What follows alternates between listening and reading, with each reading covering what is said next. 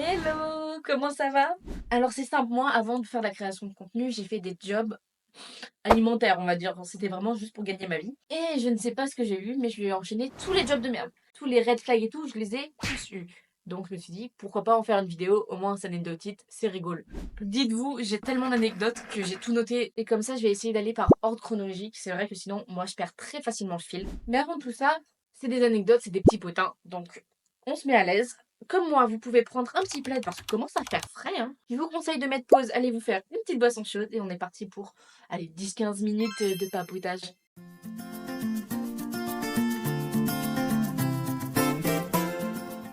Donc on passe directement à la première entreprise, mon premier job.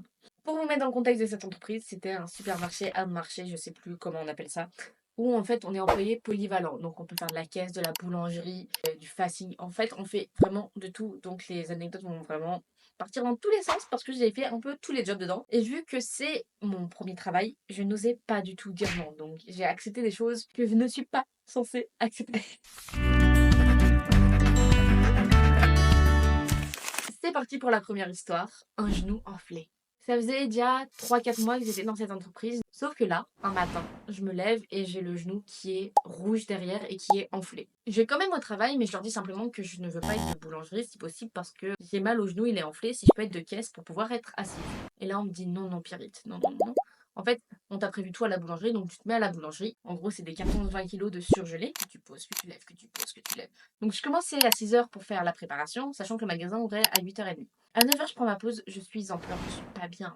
J'y vais aux toilettes et je me rends compte que mon genou est passé de rouge à bleu. Donc je vais voir une des responsables, je lui dis écoute, là je vais devoir partir, je vais vraiment trop mal. Et là ma responsable elle me regarde, mais non, Pierrette, on a besoin de toi en fait, là tu continues. Sauf qu'en fait je passe la fin de la journée, je finis à 13h, 13h30 je crois. Là je suis vraiment dans le mal. Donc je me fais emmener à un centre hospitalier. On me dit bah écoutez, vous avez une grosse faiblesse au niveau du genou, vous avez trop forcé dessus. Donc je leur explique, ils me disent là c'est pas possible, vous pouvez pas travailler. Ils me posent je crois 4 ou 5 jours. Donc je l'envoie directement à mon patron. Et à cette époque je vivais seule, donc j'avais une attelle et des médicaments à aller chercher. Donc je vais de mon appartement à la première pharmacie qui est à côté de chez moi, qui a 5 minutes à pied. Et en fait, durant ces 5 minutes, quelqu'un de mon entreprise a dû me voir et vu que c'est des gros papoteurs, et ben tout simplement, ils sont allés raconter à mon patron que je me suis fait engueuler comme jamais alors que j'étais dans mes horaires, j'étais dans mon bon droit et je suis allée chercher mes médicaments. Bref, la deuxième histoire, le white spirit. Les clients font souvent des conneries dans les magasins et bien sûr, quand on fait une connerie, c'est au vendeur de ramasser. Et là, ce qui s'est passé, c'est qu'un client, sans faire exprès, hein, quand je dis des conneries, c'est pas spécialement leur faute, a renversé un pot de peinture, mais pas de la peinture à l'eau, de la peinture de travaux. Un de mes collègues a eu la brillantissime idée d'essayer d'enlever la peinture qu'il y avait sur le sol avec la machine auto-nettoyeuse. Sauf qu'en fait, ça l'a juste étalé. Et vu que ce collègue, son service est terminé, il s'est barré. On m'a fait nettoyer avec du white spirit. J'étais à quatre pattes tout simplement parce que il fallait frotter. Ça m'a cramé le pantalon et je me suis brûlé les genoux. Voilà, tout simplement. On va l'appeler tes fesses m'appartiennent. Comme tous les supermarchés, on a la règle de moins de 18 ans, on ne vend pas d'alcool. Logique. Et du coup, là où on avait un doute, fallait absolument demander la carte d'identité. Ce que je fais. Et là, je ne sais pas pourquoi, un collègue vient s'en mêler. Et il dit, mais de toute façon, on n'a pas le droit de demander la carte d'identité, donc tu lui vends l'alcool. Je ne sais pas si c'est vrai, je ne sais pas si c'est faux. Si quelqu'un est dans la loi, dites-moi en commentaire. Mais en tout cas, voilà. Moi, je m'étais énervée contre ce collègue en lui disant, mais en fait, c'est pas à toi de gérer ma caisse, etc. Mais c'était fini. Le problème était fini.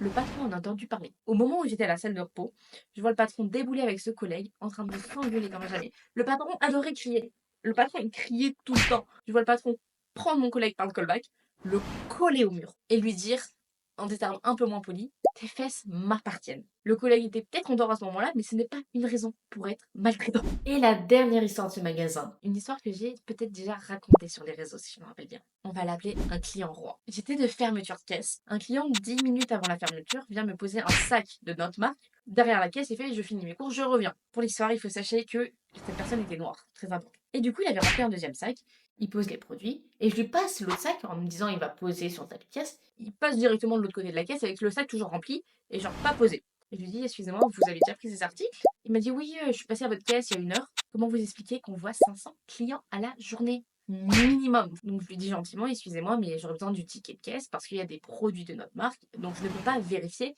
Et là, il me dit une première remarque, c'est de toute façon, vous ne voyez rien. J'ai pas calculé tout de suite que c'était par rapport à mon handicap. Il me dit: «Mais non, de toute façon, vous êtes juste raciste. Que tu t'appelles Jean-Baptiste ou pas, j'en ai rien à foutre». Sur le coup, c'était vraiment: «Mais montre-moi tes affaires». Flemme de me faire engueuler parce qu'un client a volé 70 € de marchandises sous mes yeux. Et du coup, il commence à m'insulter et cetera. Et là, il y a 2 responsables, donc les 2 responsables du soir qui viennent et le client leur dit: «Vous avez foiré à embaucher une handicapée et tout». Donc là, je me rends compte que c'est bien contre mon handicap. Et après, il me regarde, il fait: «De toute façon, vos parents, ils auraient jamais dû avoir une albinos». Donc en gros, j'aurais dû crever à la naissance. Plein de choses comme ça, plein de choses. Et il finit par jeter ses affaires sur le pas de caisse, genre tout vider le sac. Il fait: «Par contre, c'est vous qui rangez». Il me passe le ticket, donc c'était valide. Là, les responsables partent, me laissent seule avec lui pour finir de l'encaisser. Donc moi, c'était le dernier client, le magasin se ferme, et en fait, je fonds en larmes parce que c'est la première fois que je me fais agresser aussi violemment à mon travail. Et une responsable vient me voir, et dans ma tête, je me dis: «Elle va me consoler. Que nenni». Elle me regarde et fait: «Mais Pierrette, en fait, t'as 18 ans», parce qu'à l'époque, j'avais 18 ans. «T'as rien vécu». Parce qu'apparemment, il y a un âge minimum pour vivre des choses dans la vie. Et elle fait: «De toute façon, mais t'es vendeuse, t'es rien». Donc c'est simple, en fait, on m'a mis plus bas que terre. Quelques mois après, j'ai dû rester 10-12 mois dans cette entreprise. J'ai été considérée comme burn-out. Bon, on va passer à l'entreprise suivante. Et je pense qu'on va l'appeler la boulangerie au red flag. Bref, comme vous devez vous en douter, vu que je l'ai appelé la boulangerie au red flag, si je travaillais dans une boulangerie. J'ai un appel d'une boulangerie qui me fait: «Écoutez, vous êtes disponible, machin et tout». Sauf qu'à ce moment-là, en fait, j'étais en Espagne avec mon chéri parce qu'on était en vacances. Je lui explique que je suis dans un pays étranger, que je reviens le dimanche. Il me fait: «Parfait, vous pouvez être là dimanche à 10 h». Je ne sais toujours pas dire non, j'ai besoin d'un boulot, donc je dis oui.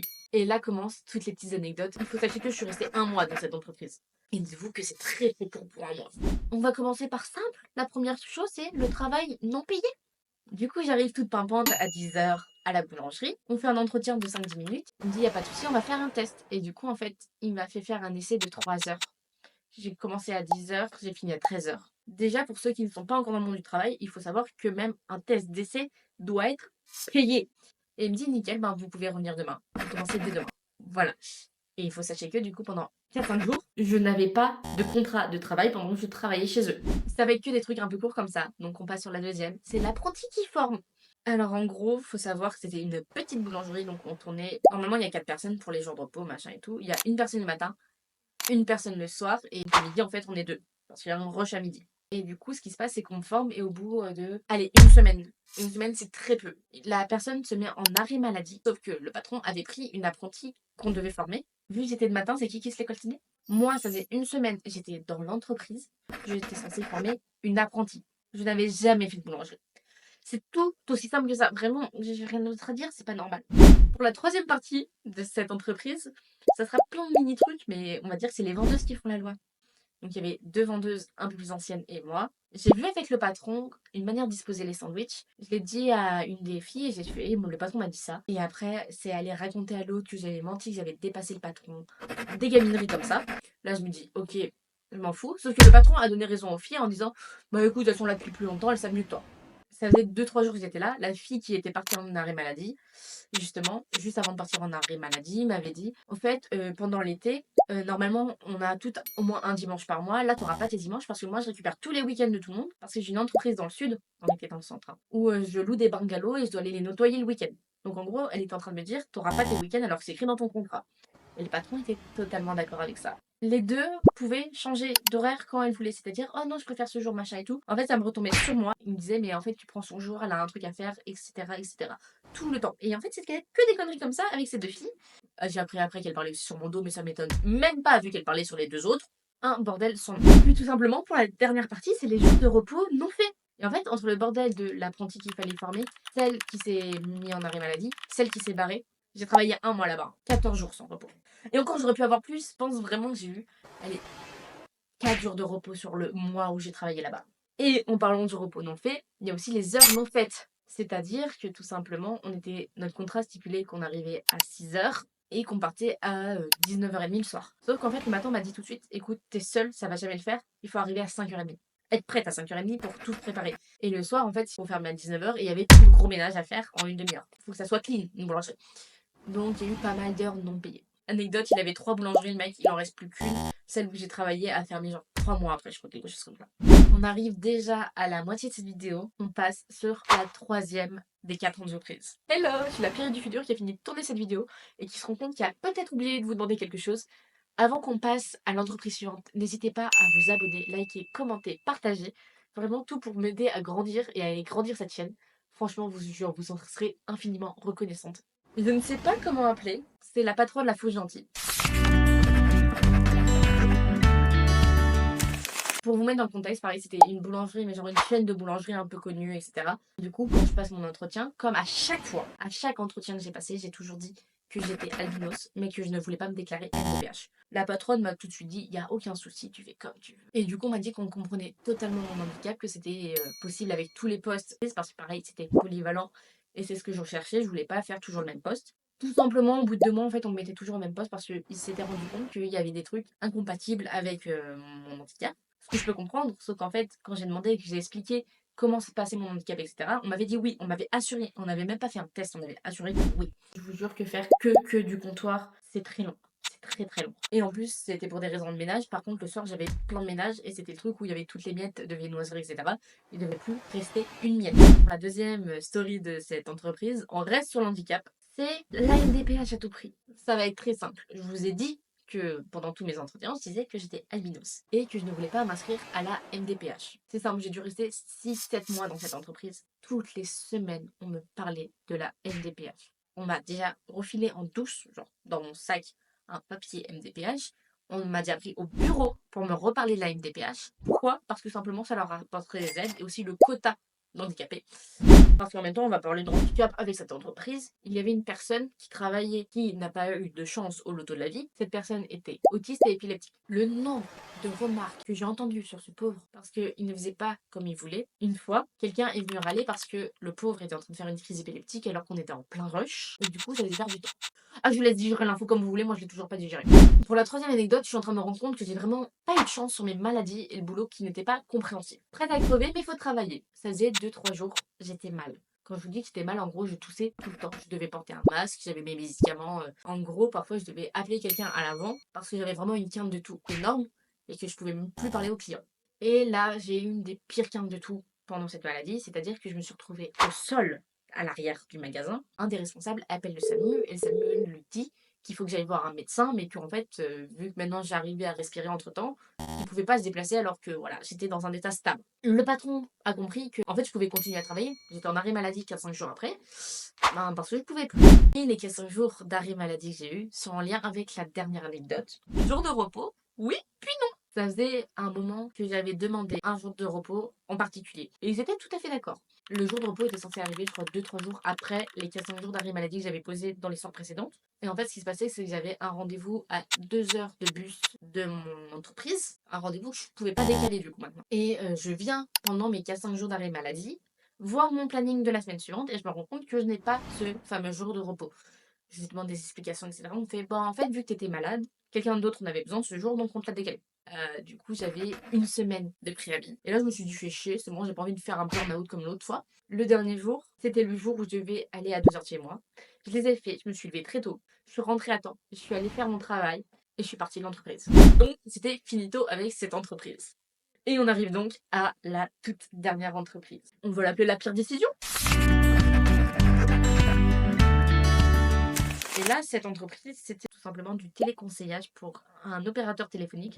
Donc, on commence avec la première histoire. Un de mes premiers jours, on est en train de passer des appels. Il faut savoir qu'on est dans un open space où tout le monde se voit. Et il faut sachez que je vois deux filles qui sont copines en train de s'amuser. Et d'un coup, je vois copine A mettre copine B, genre le ventre contre le bureau, et en gros lui dégrafer son soutif à travers son t-shirt, et copine B qui enlève son soutif et le jette à travers tout l'open space. Les responsables étaient morts de rire. D'ailleurs, comme tout cours de récré, pour la deuxième anecdote, il y a des préférés, pas cachés. C'est-à-dire qu'en fait, tout simplement, notre temps de log était compté. Genre, on voyait combien de temps on était log, combien de temps on était délog. Bref, il y avait un temps à avoir selon le temps de travail pour s'assurer en fait qu'on travaillait bien. Parce que quand on est délog, on n'a pas d'appel. Je crois qu'en gros, on pouvait être à 80% log et 20% délog. Il y a un groupe de 4-5 personnes qui n'étaient jamais log plus de 50% du temps. Et les responsables, on était avec, hein. Les responsables en rigolaient, etc. La troisième, je l'appelais interdire de dire non. J'étais en réunion. En gros, il était en train de nous parler de la fibre XGSPON. Et il faut savoir un truc, pour ceux qui connaissent pas l'albinisme, c'est qu'on a des particularités. Et la mienne, c'est que mes yeux bougent et quand je suis concentrée, donc mes yeux ne bougent pas, c'est ma tête qui bouge genre comme ça. Donc gros, pendant que la patronne parlait, donc j'étais concentrée sur l'écran qui était derrière elle, où il y avait tout le texte par rapport à la nouvelle fibre. Donc ma tête bougeait. Là, vous faites peut-être le lien avec le nom. Oui, ma patronne a cru que je faisais non de la tête à ce qu'elle disait. Et au lieu de demander gentiment, Pierrette, pourquoi t'es pas d'accord? Elle me crie devant tout le monde.